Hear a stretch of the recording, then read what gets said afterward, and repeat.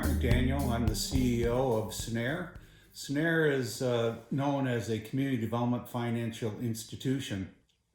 I formed the company 28 years ago with the whole vision was to provide financial resources, or what we call capital, that would be used to develop affordable housing and economic development types of transactions.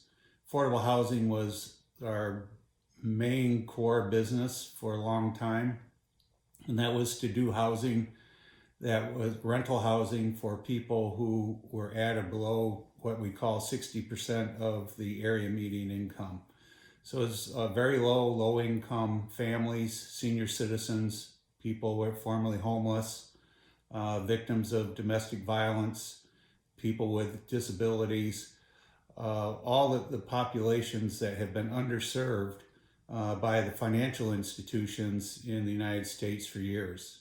We were created to fill that gap, to take care of the needs of that population.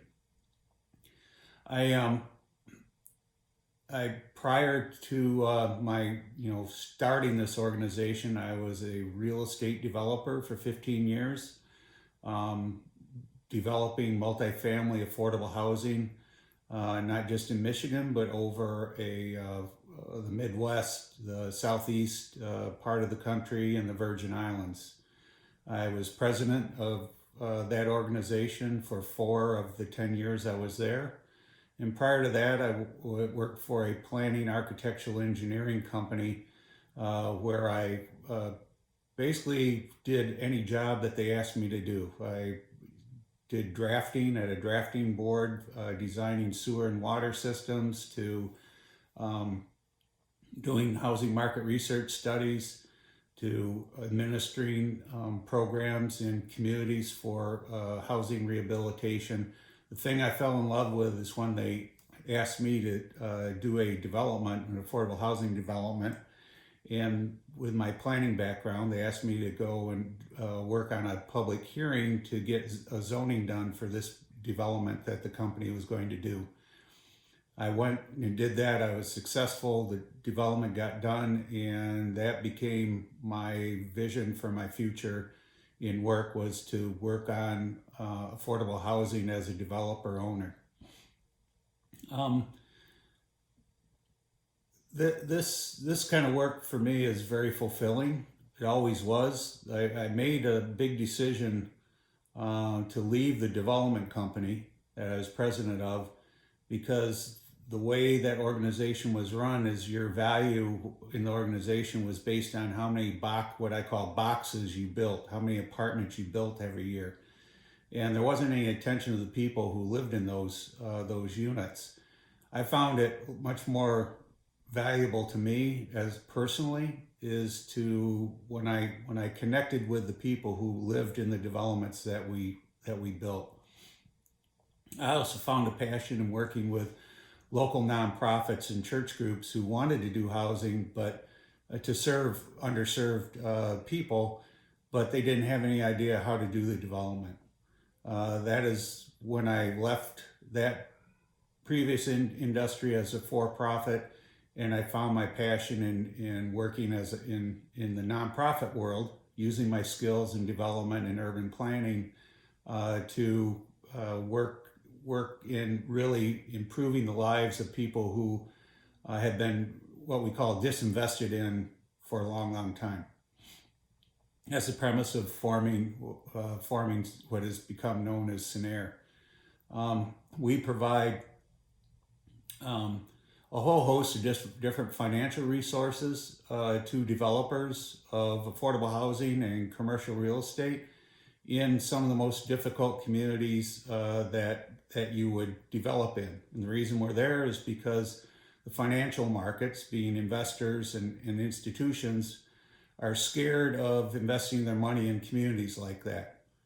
We have developed an organization that has minimized those risks to those investors and lenders, and so they find us to be an organization to invest their money in, which we then take that capital and actually put it into developments with the whole purpose of why we exist. We have a why statement.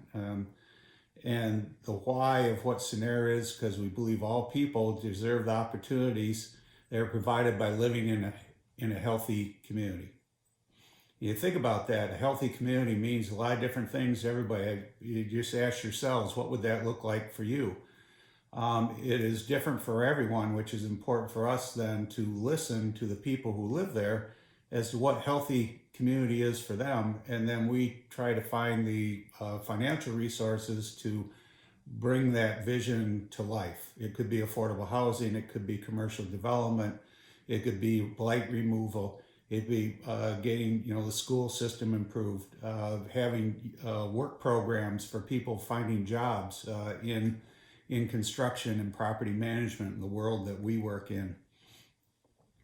It's a very fulfilling career, and kind of like, how did I get here? Professionally, it was through doing development, but I started working when I was 10 years old. So working for my grandfather. So I've had long belief in the value of a hard work ethic. I was taught that you don't get things, just don't fall in your lap. You have to work for them. And sometimes you got to work really, really hard, and you got to be very patient in that work to achieve what it is that you want to do. So I've held lots of different jobs since I was 10. Always, in some cases, my own little entrepreneurial businesses that I did in college. Because I had to pay my way through school. I went to Michigan State in the urban planning program, but I had to pay my way through. So I found lots of different ways to support myself, from vending machines and canning machines and working in kitchens, being a house manager in property management. It's like whatever I had to do. And I always, there wasn't a job that was below me, and there wasn't a job too good for me. I would try to do whatever I could to be able to get by, and as a result, I created a brand or a reputation that I was somebody who was a very hard worker. I was willing to do anything anybody asked me to do, and I would work really hard at it. And if I didn't understand it, I would self-teach myself to learn how to do the job better. It's really kind of the core of what I built my career on. The other thing that I learned from my grandfather and my father was that, and they were in electrical unions, and so they ran crews of people doing electrical work. What they taught me was you never ask anybody to do something that you weren't willing to do yourself. And I've carried that with me in every job I've ever had, is that I look at that and I'm no better than anybody else. There are jobs, if it means somebody's got to go and clean the bathroom or clean the kitchen at work or make coffee in the morning, I'll do it, because I wouldn't ask anybody else to do it unless I was willing to do it myself. I love my job. I've been very lucky to have the opportunity to find the passion of work. And being able to focus on the thing that makes me the happiest is to help other people. And that's not just the people who have the benefits of the jobs we create, or the housing that is affordable and safe and decent for them to live in. It's also relates to working a team of people in our organization that I value more than anything, and to be able to create opportunities for them and their family that they can find a passion in their work has been very, very important to me. There isn't much that I don't like about this job. The one thing I don't like is I don't like getting told, no, you can't do that, or get told there's no way you can do that. That's a dumb idea. That's when I get really focused, and I do everything I can to make that happen and show people that there is always a way you can get to the word yes if you're passionate about the work you do. I'll leave you with what I call my personal life vision. This is something everybody in our organization has developed for themselves. It's a vision for you to carry your life with. It's a vision for something you're always striving for. And my personal life vision is to maintain the importance of family relationships, which empowers me to help people. That's something that's very important to me, and it's how I conduct myself, how I conduct my business, and how I look at all the people I work with and the people I serve. I wish you all your best in your future, and I would always say is always try to find your passion for work and don't just have a job for the sake of having a job and making money. It's about passion and vision. All that other stuff comes as a result of that. So I wish you all the best, and thank you.